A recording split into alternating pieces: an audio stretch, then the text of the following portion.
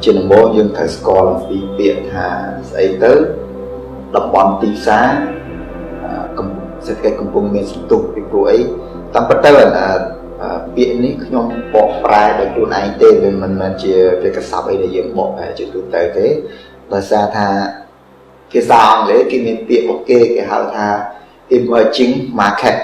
hay trong này ở dưới cái xa máy cứ dương ở toàn miền thơm nó làm bầy bình vô làm biển là này tránh nhầm cái tha biện để xong rung bỏ prai chiên kén cứ tha tìm xá rồi mỗi con đồng món sẽ cách công công miền sụp tụt vì cô ấy dương khơi tha biện tha emerging market đấy bởi sân chia dương qua đồng yên để tôn tin business letter rồi có article rồi có cả focus từ lưu video kênh màu sọc máy bao dương có đôi chỉ tới tìm xá để tới nơi lưu bị bộc lộ những cái chạm ở đó từ lưu tìm xá emerging market và chấm số thật tay vì chia sẻ từ hai chấm ngày ní trong bàn lược vô lý do mình ấy này emerging market ní pi website muối website là 7 cứ Forbes đại cho tôi tới Forbes nó cứ còn miền bằng 2 bằng pi tệ đại lụt lọt trên kê rồi một con hà sẽ thấy không phục lô về chân tờ chấm chưa website là 7 hay tới sẽ tới chỉ emerging market cứ tập bất lý do mình ấy có ba việc ní cứ kia sẵn giáo từ lời bật tê đại cầm bông ta đi chấm ra mà chấm luôn hai tới việc thay emerging market ấy trời ban bằng ca làm đòi sẽ thẳng tu môi chấm luôn hay việc tranh rụt riêng nằm bố cứ nơi tam rồi dạ từ lờiสถาบัน IFC International Finance Corporation នៅក្នុងកំឡុងបាយឆ្នាំ1981ដែលគេចាប់ដើមប្រើពាក្យហ្នឹងនៅពេលដែលគេចាប់ដើមមានការចាប់អារម្មណ៍ទៅលើការវិនិយោគទៅលើតំបន់សេដ្ឋកិច្ចហ្នឹងឬមួយក៏ប្រទេសមួយហ្នឹងអញ្ចឹងណាបាទហើយចាប់តាំងពីនោះមកគឺពាក្យថា emerging market គេត្រូវបានគេប្រើប្រាស់ញឹកញាប់ហើយកាន់តែពេញនិយមទៅហើយជាពិសេសគឺនៅក្នុងតំបន់អាស៊ីរបស់យើងតែម្ដងដែល emerging market ហ្នឹងគឺយើងឃើញថាមានច្រើនប្រទេសអញ្ចឹងសួរថាតំបន់អាស៊ានរបស់យើងដែលមាន10ប្រទេសក៏ដូចជាពិសេសគឺប្រទេសកម្ពុជាយើងតែម្ដងតើអាចចាត់ទុកថាជា emerging market នៅបាទអញ្ចឹងអានេះគឺជាចំណុចសំខាន់ដើម្បីឲ្យយើងដឹងថាប្រទេសយើងនឹងដើរដល់កម្រិតប៉ុណ្ណាហើយបើតាមនយោបាយសេដ្ឋកិច្ចរបស់ពិភពលោកហើយក្នុងនោះតាមពិតពាក្យថា emerging market នឹងទៀតសោតនៅក្នុង article ហ្នឹងក៏គេមាននិយាយដែរថាវាអត់ទាន់មាននយោបាយជាផ្លូវការណាមួយឬក៏មានចំណុចណាមួយដែលគេប្រើជាផ្លូវការនៅឡើយទេប៉ុន្តែគេសង្កេតឃើញថាមានការបកស្រាយផ្សេងគ្នាឧទាហរណ៍ថាបើសិនជាយើងទៅជួបជាមួយនឹង business executive មានន័យថាអ្នកដែលជាតំណាងឲ្យគ្រឹះស្ថានឬក្រុមហ៊ុនធំហ្នឹងគេតែងតែឲ្យនយោបាយទៅលើ emerging market ហ្នឹងមានចំនួន3ចំណុចគឺទី1គឺថា GDP សេដ្ឋកិច្ចរបស់ប្រទេសហ្នឹងគឺ fast grow ហ្មងគឺវាមករយៈកាលចុងក្រោយជាប់នេះគឺវា grow លឿនមែនតើបាទដែលវាកំពុងតែយើងអាចនិយាយវាកំពុងតែរត់ទៅតាមការរីកចម្រើននៃសេដ្ឋកិច្ចពិភពលោកអញ្ចឹងដល់ពេលតកាលណាសេដ្ឋកិច្ចប្រទេសមួយមានការរីកចម្រើនគឺវាតាក់ទាញវិនិយោគិនឬក៏បរទេសចូលវិនិយោគចូលក្នុងប្រទេសនឹងច្រើនណាស់ពីព្រោះអីធម្មតា businessman គេស្វែងរក potential profit potential return ដូច្នេះគឺគេចាប់តាមបង្វែរទៅតំបន់សេដ្ឋកិច្ចហ្នឹងហើយអញ្ចឹងយើងថាចំណុចទី1គឺ fast economic growth ហើយចំណុចទី2ផងដែរនោះគឺនិយាយអំពីបានន័យថាប្រទេសខ្លួនគាត់មាន economy of scale ធំណាអញ្ចឹងគាត់មានសក្តានុពលក្នុងការរីកចម្រើនសេដ្ឋកិច្ចធំហើយគាត់ open ទីផ្សាររបស់គាត់ចាប់ដើមបើកចំហទៅនឹង globalization បាទ technology ក៏ developing ហើយ labor force របស់គាត់ក៏គេហៅថា skill labor ក៏វាមានកំពុងតែមានការរីកចម្រើនដល់អញ្ចឹងអាហ្នឹងគឺជាបុគ្គលិកលក្ខណៈនៃប្រទេសឬមួយក៏តំបន់សេដ្ឋកិច្ច កំពុងមានសន្ទុះបាទទៀតនោះផងដែរគឺ low cost មានន័យថាវាថ្លៃដើមនៃផលិតកម្មហ្នឹងទាបទៅទៀតជួនកាលប្រទេសហ្នឹងគាត់មានធនធានធម្មជាតិរ៉ែស្រាប់ណាអញ្ចឹងអានឹងវាគឺជាសក្តានុពលដល់ពេលអ្នកដែលវិនិយោគអ្នកដែលធ្លាប់វិនិយោគទៅលើប្រទេសអភិវឌ្ឍគាត់មាន competition ខ្លាំងណាស់ដល់ពេលគាត់ឃើញថាទីផ្សារ emerging market វាគេថា enable environment បរិយាកាសអនុគ្រោះហ្នឹងហើយអញ្ចឹងគាត់មកវិនិយោគទៅលើប្រទេសដែល emerging market ហ្នឹងអញ្ចឹងធ្វើឲ្យគាត់មានអា competitive advantage របស់គាត់នៅក្នុងទីផ្សារពិភពលោកកាន់តែប្រសើរឡើងអញ្ចឹងគាត់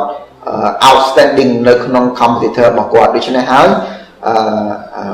emerging market ហ្នឹងវាក៏កាន់តែបានកំពុងតែលូតលាស់ស្រាប់ហើយគេមកដាក់ជីដាក់អីថែមទៀតអាហ្នឹងវារត់ទៅលូតទៅលឿនទៅទៀតអញ្ចឹងណាអាហ្នឹងគឺជាបុគ្គលិកលក្ខណៈរបស់ emerging market ហើយមួយទៀតផងដែរគឺលក្ខណៈរបស់ emerging market ហ្នឹងគឺមានន័យថាហេដ្ឋារចនាសម្ព័ន្ធនៃទីផ្សារគេហៅថា market structure នៃប្រទេសហ្នឹងឬក៏តំបន់ហ្នឹងចាប់ផ្ដើម enable ទៅលើរឿង financial flow capital flow ease of doing business មានថាការសម្រួលធ្វើម៉េចដើម្បីទាក់ទាញទៅនឹងការវិនិយោគហើយនឹងការធ្វើអាជីវកម្មរបស់ប្រទេសហ្នឹងតំបន់ហ្នឹងក៏ដូចជាទៅជាមួយនឹងដៃគូប្រទេសអភិវឌ្ឍក្នុងពិភពលោកដទៃក្នុងរដូវកាលក្នុងយុគសម័យ globalization បាទហើយទៀតនោះគឺ level of corruption ក៏ improve ឬមួយក៏យើងថាមានការកាត់បន្ថយច្រើន economic freedom ណាទីផ្សារសេរីបាទឬហើយមួយទៀតហ្នឹងគឺតកតងទៅនឹង intellectual property right មានថាកម្មសិទ្ធិបញ្ញាហើយនឹងការសម្របសម្រួលក៏ដូចជាគេហៅ government intervention ហ្នឹងវាតិចតួចអញ្ចឹងវាគេហៅ market fair play អញ្ចឹងណាអញ្ចឹងអាហ្នឹងចំណុចទាំងអស់ហ្នឹងហើយដែលលើកឡើងមកមាន3ចំណុចធំហ្នឹងហើយគឺជាបុគ្គលិកលក្ខណៈរបស់ emerging market អញ្ចឹងគេអាចdefine វាថាអូប្រទេសហ្នឹងគឺជា emerging market ហើយស្របពេលនឹងគ្នានឹងដែរខ្ញុំបានក៏លេខមើលទៅលើ website មួយទៀតល្បីដែរគឺ Bloomberg ហ្នឹងគាត់មានទាំងទូរទស្សន៍គាត់មានទាំង website ដែលបានផ្ដល់ព័ត៌មានសេដ្ឋកិច្ចល្អៗច្រើនអញ្ចឹងក្នុង website របស់ Bloomberg គាត់ define top 20 emerging market នៅក្នុងពិភពលោកមានទាំងនៅអាស៊ីមានទាំងនៅអាហ្វ្រិកាហើយមានទាំងនៅតំបន់អាមេរិកឡាទីនដោយឡែកបែកអឺរ៉ុបភាគច្រើនគឺ developed country ហើយអញ្ចឹងយើងឃើញថានៅក្នុងនោះអ្នកដែលឈរលំដាប់លេខ1នោះគឺចិនគឺចិនក៏គេនៅតែហៅគាត់ថា emerging market ដែរអញ្ចឹងណាពីព្រោះអីដោយសារតែគាត់គេហៅថា intellectual property right របស់គាត់ក៏ដូចជា government intervention ឬក៏ economic freedom របស់គាត់ឬមួយក៏ technology អីរបស់គាត់ហ្នឹងគឺវានៅមានកម្រិតនៅឡើយធៀបជាមួយទៅនឹង enable environment ease of doing business ធៀបជាមួយនឹងតំបន់អឺរ៉ុបអញ្ចឹងណាដូច្នេះគេនៅតែចាត់ទុកចិនថាជា emerging market នៅឡើយដែរហើយគាត់មាន potential to grow ខ្លាំងមែនទែនដែលយើងឃើញថាសេដ្ឋកិច្ចរបស់ថ្ងៃគឺយើងដឹងស្រាប់ហើយថាពិភពលោកគឺសេដ្ឋកិច្ចចិនគឺកំពុងតែ momentum របស់គាត់ហ្នឹងគឺកំពុងតែ outperform ហើយបាទទី2ផងដែរSouth Korea កូរ៉េខាងត្បូងហើយបន្ទាប់មកនៅតំបន់អាស៊ានមកយើងថៃក៏លេចធ្លោដែរដែលគាត់នៅតែជា emerging market នៅឡើយប៉ុន្តែគាត់មានសក្តានុពលតាក់ទាញខ្លាំងរហូតដល់ Bloomberg នឹងចាត់ថ្នាក់គាត់ទៅក្នុងលំដាប់លេខ3ណាហើយលើកពីហ្នឹងនៅក្នុងអាស៊ានរបស់យើងគឺមានហ្វីលីពីនឥណ្ឌូនេស៊ីម៉ាឡេស៊ីហើយជាការកត់សម្គាល់មួយទៀតគឺខ្ញុំសង្កេតឃើញថានៅក្នុង Bloomberg ដដែលក៏ដូចជា website ផ្សេងៗគេកត់សម្គាល់ថារុស្ស៊ីក៏ជា emerging market ដែរអញ្ចឹងអានេះវាជាចំណុចមួយដែលខ្ញុំផ្ទាល់ខ្លួនក៏ខ្ញុំមានការចាប់អារម្មណ៍ឬក៏មិននឹកស្មានដែរខ្ញុំគិតថារុស្ស៊ីគឺប្រទេសអភិវឌ្ឍហើយប៉ុន្តែដល់ពេលយើងអានមើលសេដ្ឋកិច្ចក៏ដូចជាសូចនាករផ្សេងៗការចាត់ថ្នាក់ cái chặt nào là xí thay chia bật tế emerging market rừng một cái đồng bằng emerging market để nói đã chắc là bây giờ thêm trong bệnh vô lòng pin thì vô mình ấy để kia cầm phong tài cái ha bên thì dùng pra nơi không bị say chỉ cam có đôi chia financial investment chắc chỉ cả chạy làm đấy từ đó bốn sao thì sẽ có đôi chia nhận để chấp vào trong từ lượng bị say hay là những thọ phong đại bạn quânจะสมอคุณมาเล่นแต่บานบอกสไตล์มันอยากบอกใบมันแตนจูนแต่เราเปรย์มันเฟซบุ๊กระบายเยินจ้า